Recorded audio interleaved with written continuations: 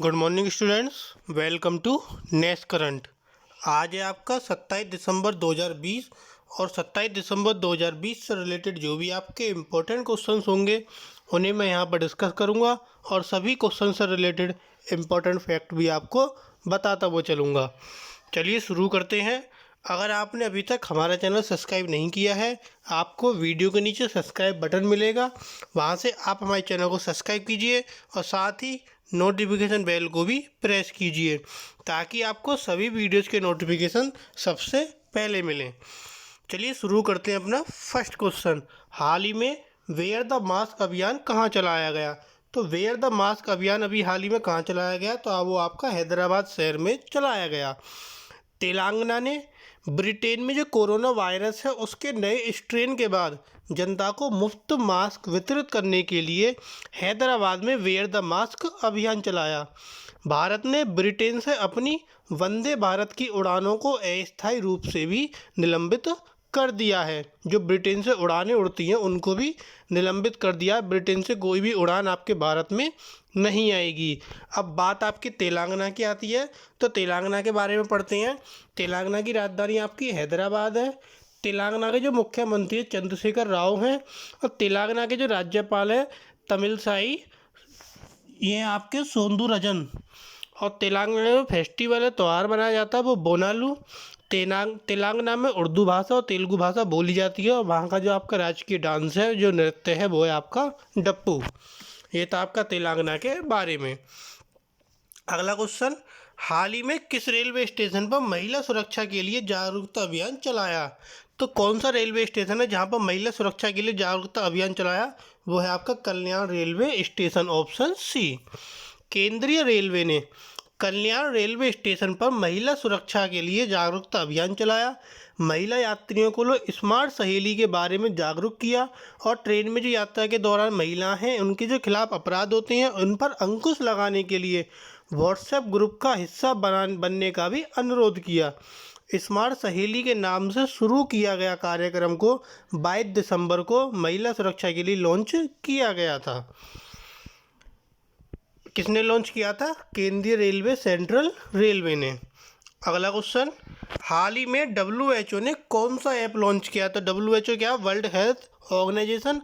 उसने कौन सा ऐप लॉन्च किया है? तो वो है आपका option A, WHO covid updates. WHO covid updates.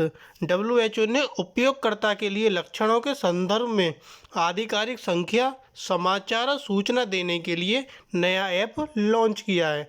इस ऐप को शुरू में नाइजीरिया में लोगों के लिए लॉन्च किया गया है, लेकिन इसे विश्व में कहीं भी डाउनलोड किया जा सकता है।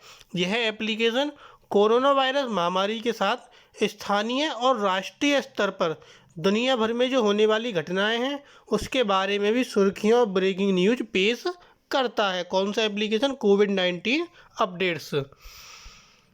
अगला क्वेश्चन, हाल ही में हॉट एयर बैलून वन्यजीव सफारी कहाँ लॉन्च किया गया?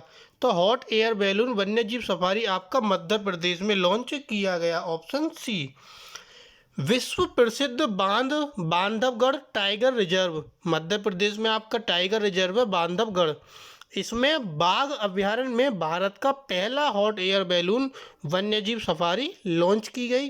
राज्य इस सेवा का पेंच, कान्हा और पन्ना टाइगर रिजर्व में भी शुरू करने की योजना बना रहा था। यह जो सेवा है जयपुर स्थित स्काई वर्ल्ड एंड कंपनी द्वारा संचालित की जा रही है। अब मध्य प्रदेश में लॉन्च की गई है, तो मध्य प्रदेश के बारे में पढ़ते हैं। मध्य प्रदेश की राजधानी आपकी भोपाल। मध्य प्रदेश के मुख्यमंत्री शिवराज सिंह चौहान और मध्य प्रदेश के जो आपके राज्यपाल हैं वो है आपके आनंदीबेन पटेल।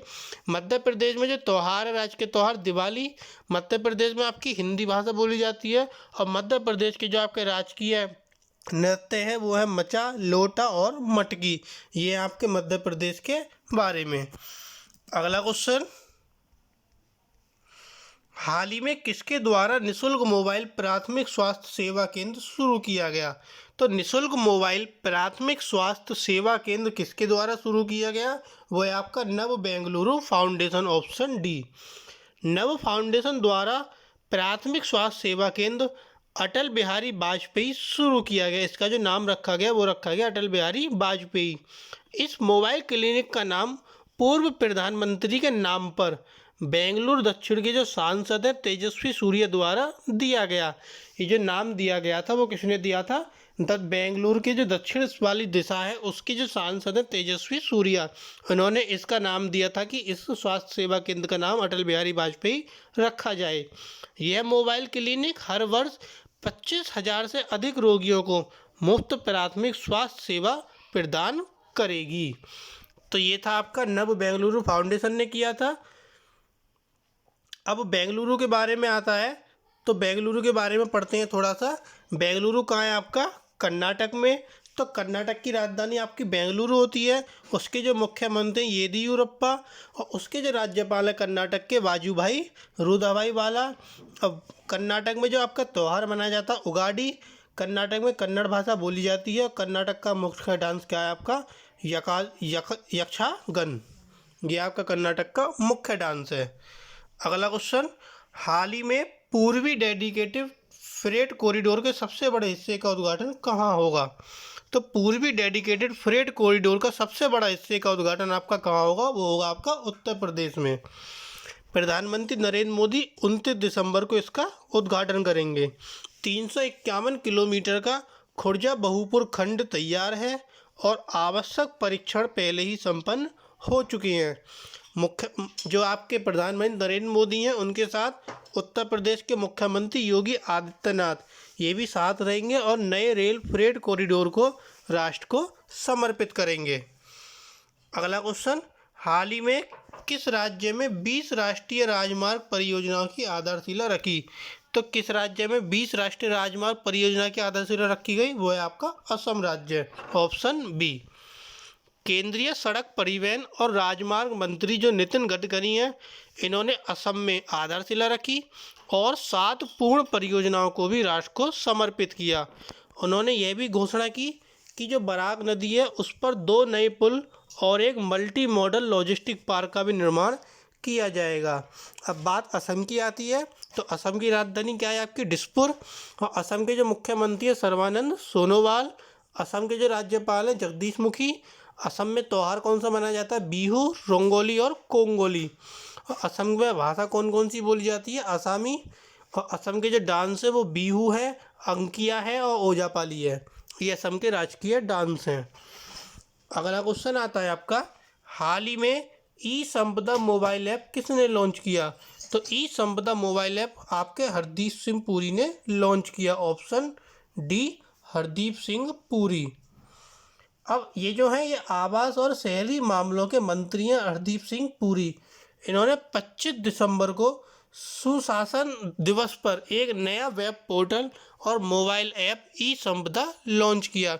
ये जो आपका नया ऐप है ये 1 लाख से अधिक सरकारी आवासीय आवासों के लिए आवंटन सहित सभी सेवाओं के लिए भी एकल खिड़की प्रदान करता है। यह जो पोर्टल है भारत भर में उपयोगकर्ताओं को शिकायतों को दर्ज करने, दस्तावेज प्रस्तुत करने आदि के लिए ऑनलाइन सुविधा प्रदान करता है। अगला क्वेश्चन, हाल ही में EHRMS की प्रगति रिपोर्ट किसने जारी की? तो EHRMS की प्रगति रिपोर्ट आपके AK भल्ला ने जारी की, option B AK Bhalla.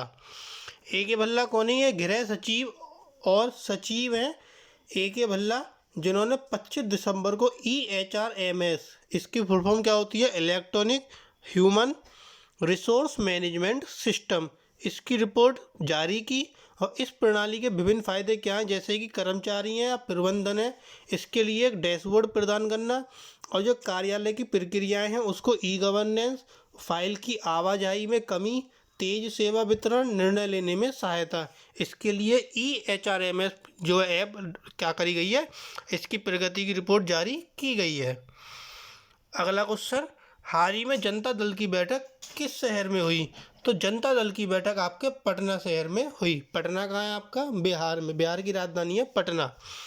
Janata Dal की 2 दिवसीय राष्ट्रीय कार्यकारिणी की बैठक 26 दिसंबर को पटना में बुलाई गई। बिहार विधानसभा चुनाव के बाद यह पहली बैठक है। पार्टी के अध्यक्ष नीतीश कुमार बैठक की अध्यक्षता करेंगे।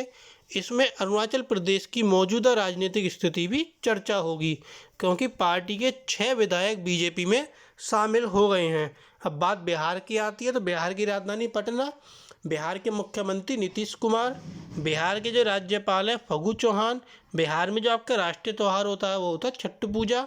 अब बिहार में आपकी हिंदी भाषा बोली जाती है, और बिहार का जो डांस है आपका फगुना, पूर्वी और जाट जाटन, ये बिहार के मुख्य डांस है, जो राजकीय डांस हैं। अगला क्वेश्चन, हाल ही में किस देश का लक्ष्य गैसोलीन संचालित वाहनों को ख़त्म करना है? तो किस देश का लक्ष्य है जो गैसोलीन संचालित वाहनों को ख़त्म करेगा? वो है आपका ऑप्शन बी, जापान। जापान का लक्ष्य है कि वो 15 वर्षों में गैसोलीन संचालित वाहनों को ख़त्म करेगा। ग्रीन ग्रोथ स्ट्रेटेजी 2030 के मध्य तक ऑटो उद्योगों को कार्बन मुक्त करने का आह्वान करते हुए उपयोगिताओं और हाइड्रोजन को बढ़ाने के लिए उपयोगिताओं का आग्रह करता है। अगला क्वेश्चन, हाल ही में आरबीआई ने किस बैंक का लाइसेंस रद्द कर दिया है? अभी हाल ही में आरबीआई ने फिर से एक और बैंक का लाइसेंस रद्द किया है, वो है आपका सुभद्रा लोकल एरिया बैंक। ये महाराष्ट्र में स्थित है बैंक, इसका लाइसेंस आरबीआई ने रद्द कर दिया है। 24 दिसंबर को कारोबार बंद होने के बाद जो ऋणदाता हैं इनके लाइसेंस को रद्द कर दिया, जिसमें कहा गया है कि बैंकिंग मामलों को अपने वर्तमान और भविष्य के जमाकर्ताओं के हित के लिए हानिकारक तरीके से संचालित किया गया था। इसे बैंकिंग विनियम अधिनियम 1949 की धारा 22 सब आर्टिकल 4 के तहत इसे रद्द कर दिया गया था। अगला क्वेश्चन, हाल ही में बीसीसीआई ने 89वीं वार्षिक आम सभा किस शहर में आयोजित की? तो बीसीसीआई ने 89वीं वार्षिक आम सभा आपके अहमदाबाद शहर में आयोजित की। भारतीय क्रिकेट कंट्रोल बोर्ड, जिसको हम बीसीसीआई बोलते हैं, इसने अहमदाबाद में 24 दिसंबर को अपनी 89वीं वार्षिक आम सभा का आयोजन किया।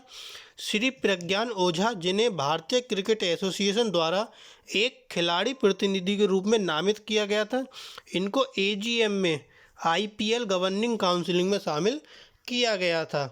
अब बात आपकी अहमदाबाद की आती है, तो अहमदाबाद के बारे में पढ़ते हैं।